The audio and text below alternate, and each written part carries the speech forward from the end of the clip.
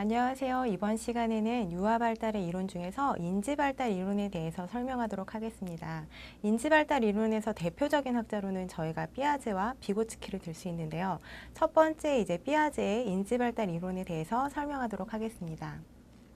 피아제는 유아 발달에 있어서 가장 대표적인 학자이고요. 여러분 선생님들께서 유아 발달에 관련된 유치원 교사라던가 어린이집 선생님을 하실 때 피아제 인지 발달 이론에 대해서 계속 반복해서 들으실 거기 때문에 지금도 잠깐 설명을 하겠지만 나중에 발달 영역별 구분해서 인지 발달에 대해서 좀 더 구체적으로 설명할 때 충분한 이해가 있기를 바랍니다.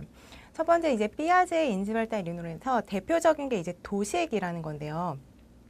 도식이라는 것은 사고의 아니면 행동의 조직화된 패턴으로 경험에 근거하여 구성한다.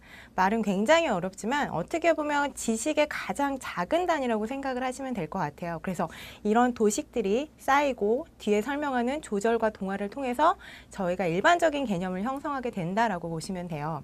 그런데 여기서 도식이 들어가기 전에 인지발달이라는 것에 대해서 굉장히 설명을 많이 하고 있는데 그러면 인지라는 것은 무엇이냐라는 것을 잠깐 설명드리도록 하겠습니다.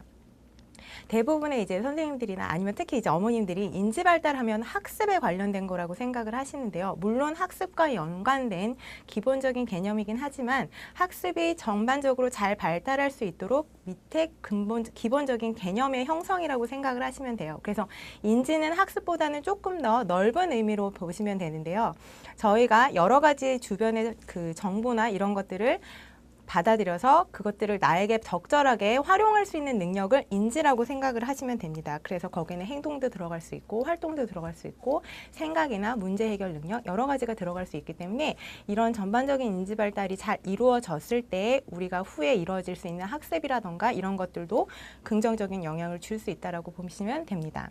그래서 아이들은 발달이 아동의 주변 세상에 이해하고 적응하려는 노력의 결과이다라고 보는 것이 피아제의 가장 기본적인 인지발달 이론의 개념이라고 보시면 되고요. 그것의 그 결과 중에서 일어나는 것들이 도식의 형성이라고 보시면 됩니다.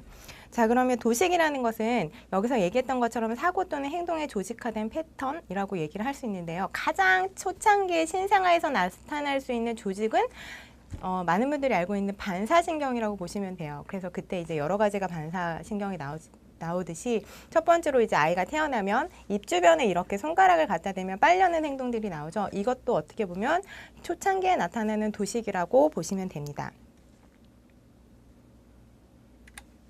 자, 도식이라는 개념이 하나 형성이 됐는데요. 이것들이 초창기에 여러 가지 시행착오를 겪어서 나름대로의 정립되는 도식을 형성하게 되는데 그 중에서 일어나는 것이 적응이라고 보시면 됩니다.